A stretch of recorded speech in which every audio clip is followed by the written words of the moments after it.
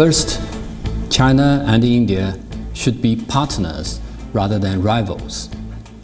China and India need to build trust rather than suspicion. Second, China and India need peace rather than confrontation. China has all along advocated that peace is of paramount importance. We are neither a warlike state nor an assertive country. We should seek common development as partners rather than opponents or adversaries. That was China's ambassador to India, Sun Weidong. Can you believe he said what he did? He says China is not an assertive country. India and China should be partners. They should choose peace, not confrontation. Build trust and dump suspicion. Well, he did say those things, yes. But then he said it in the past. The dragon and the elephant can dance together and what have you. China's actions speak much louder than its words, though. It is the opposite of a peace-loving country. It has triggered territorial disputes in 6 regions, tried to infiltrate into India. This is all a matter of record, so we won't repeat what you already know. Tonight, let's talk about what you may not have heard of. China is arming terrorist groups. Chinese citizens are funding them, and it's all happening in India's neighborhood. This is our cover story tonight. Let me begin with Myanmar. China has close ties with Myanmar, too close for comfort now. So far, China has been indispensable to all political entities in Myanmar and to the military, the Tatmadaw, as they're called. But in recent years, China has tried to tighten its grip and Myanmar has resisted. So China began arming terrorist groups, even making ways for them to generate funds for their operations. There is evidence to show that 3 groups have received China's backing. And we have these 3 names: the United Wa State Army, the Myanmar National Democratic Alliance Army, and the Arakan Army. China is supporting rebel groups in Myanmar, militias who threaten the stability of the government in Naypyidaw, the capital of Myanmar. The support was initially covert. But a few years ago, everything came out in the open. China was courting Myanmar, at the same time supplying these rebels with guns and cash. China has backed the United Wa State Army, or the UWSA.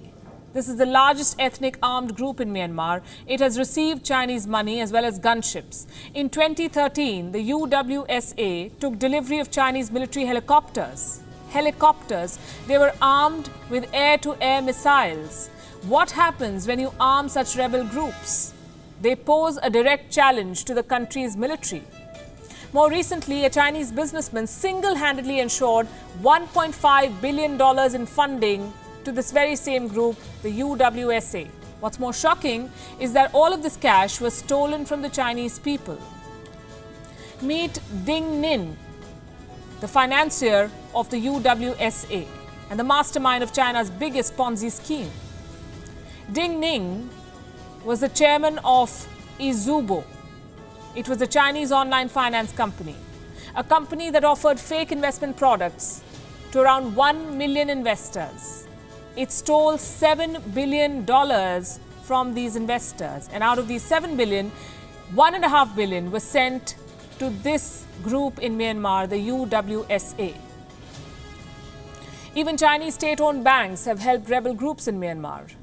The Myanmar National Democratic Alliance Army was able to complete a crowdfunding operation thanks to China.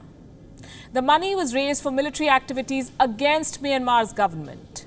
First, the group made a WeChat account, and by the way, it was a verified account. Then it asked for donations from Chinese citizens. This is a rebel group.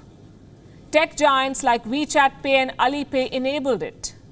The armed group was able to raise more than $500,000 between 2015 and 2017, and these donations were held at Chinese banks. It included state-owned lender AG Bank. When the truth came out, China suspended the account, but the damage was done.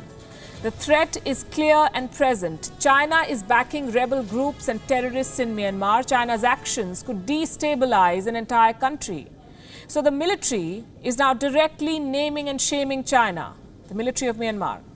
Last month, a spokesperson of Myanmar's military had revealed that China is arming the Arakan Army. This is an insurgent group, a group that has attacked Myanmar's military in 2019.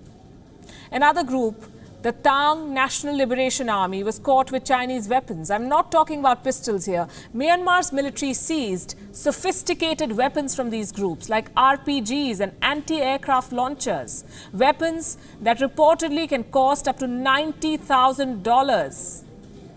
The Arakan Army has been declared a terrorist organization by Myanmar. China is using these terror groups as bargaining chips just to ensure that Myanmar remains trapped in the Belt and Road project. China's actions pose a direct threat to Myanmar and to India's interests in Myanmar.